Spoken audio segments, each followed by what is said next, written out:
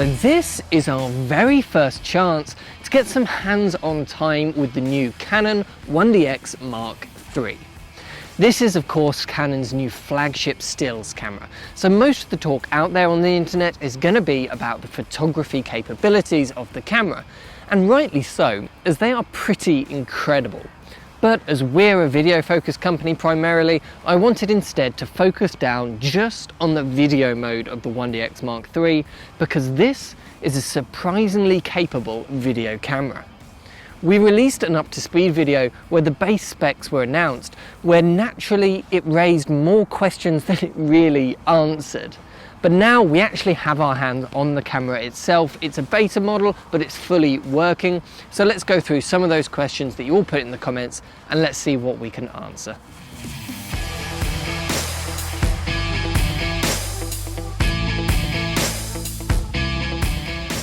The big headline news here is that you can now record RAW internally. What we didn't know in the last video though is that this isn't just 4K RAW. It's actually a full sensor readout of 5.5K resolution in 12-bit CRM files. And it can do that at up to 60 frames a second. There's no crop at all in the RAW mode, and dual pixel autofocus will work up to 30 frames a second. Once you go up to 50 or 60p, it's manual focus only in order to save on processing power. So this is full 5.5K RAW video, which means the 1DX Mark III is nearly as capable as the C500 Mark II is, which is pretty incredible. Data rates are of course huge though. Just like on the C500, it's 1,800 megabits a second at 25p and 2,600 megabits a second at 50p.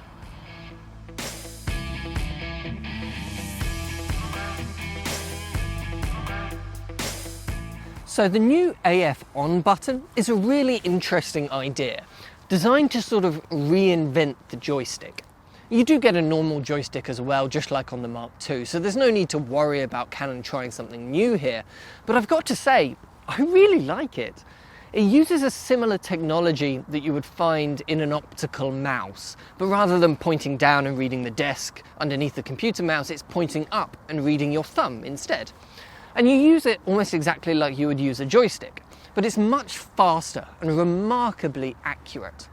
For video specifically, at the moment, this is used for moving around a zone or a focus point, and it's a really nice way of controlling your autofocus when you don't want to use that face detect mode. What I'd love to see though is a way of tying this into the tracking capabilities. At the moment, tracking is all controlled from the touchscreen, but I'd love to be able to use the AF button to move to a point, push it in to start tracking that object, and that would be a really fast way of working.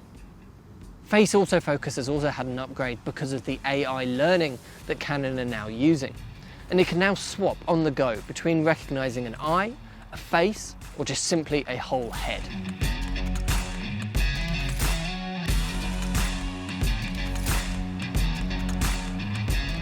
Lots of you asked about this. Yes, there is still a 29-minute time limit on all the record formats in the camera.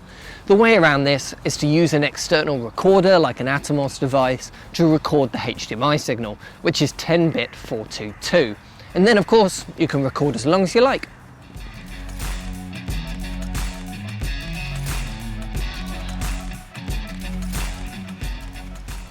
So RAW is all very well and good, but what's it like in normal record modes?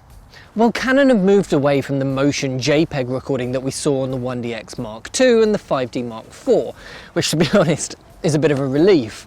Instead, we get MP4 recording. Now, interestingly, Canon use different record options depending on if you have C-Log enabled or not.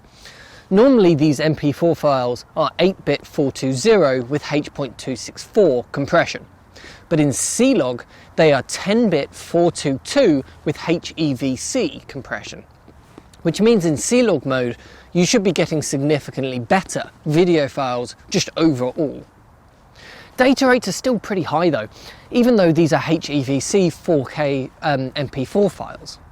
At 25p DCI 4K, you can have all-eye compression at 470 megabits a second, or IPB at 170 megabits a second.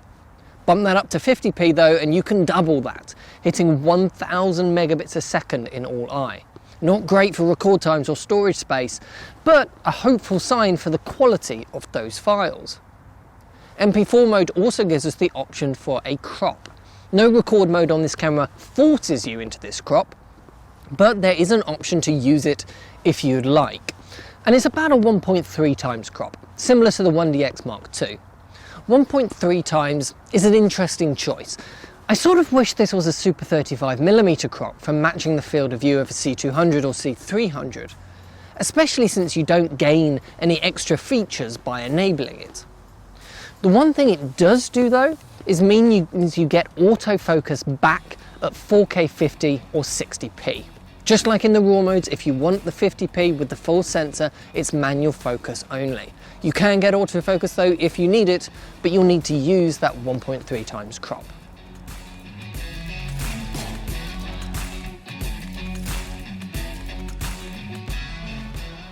The 1DX Mark III uses the same LPE19 battery as the 1DX Mark II, and you would assume with all the extra features that they've added, especially on the video side, that you get significantly less battery life.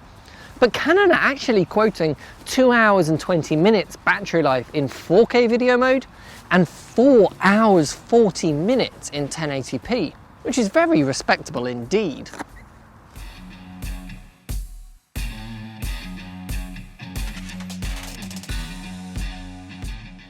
One thing that really surprised me when seeing the full spec sheet this morning was the addition of simultaneous recording mode in RAW video. Now this means that you can record your full RAW files to one card slot and MP4 to the other.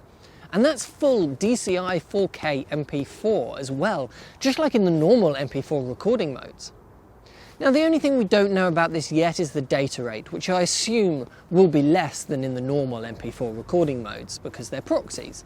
So we'll have to run some tests to see how good that MP4 recording actually is. Will it just be suitable for proxies, or could it be delivered if it needs to be? But very few cameras can actually record full 4K proxies of a decent quality alongside a main RAW recording. I believe this is actually the only camera in Canon's lineup that can do that. So this is a really big deal.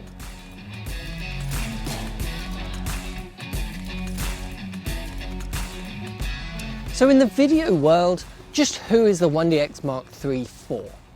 Well, just like with the 1DX Mark II, the sales of this camera will mainly be driven by stills photographers, because this is going to be one of, if not the best camera in the world for sports and wildlife photography. And there will be lots of those users that sometimes switch over to video for some work. And for them, this will be an incredibly capable video camera when they need it to be. But it's also quite interesting from a purely video standpoint. This is full frame 5.5K RAW video in a DSLR form factor. Now obviously this isn't a small DSLR, but not by any stretch of the imagination. But alongside their cinema cameras, it is a much more compact and flexible style of body, which could well mean that this will end up as a small B camera on C500 Mark II shoots for gimbal work, for example, a bit like a modern 1DC of sorts. And there'll also be a big market where the build quality and the weather sealing of the 1DX line is incredibly important. These cameras are built like a tank, and if you do travel work, wildlife filming, anything where you're out in the elements, a camera like this is going to bring some real peace of mind.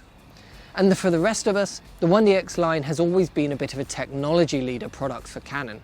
We might well see some of these video features trickle down the lineup in future Canon products, which will be very interesting indeed to see. For now though, if you have any more questions about the 1DX Mark III, let us know in the comment section down below. And if you want to order one for yourself, of course, just head over to proav.co.uk. Thanks very much for watching, and I'll see you in the next one.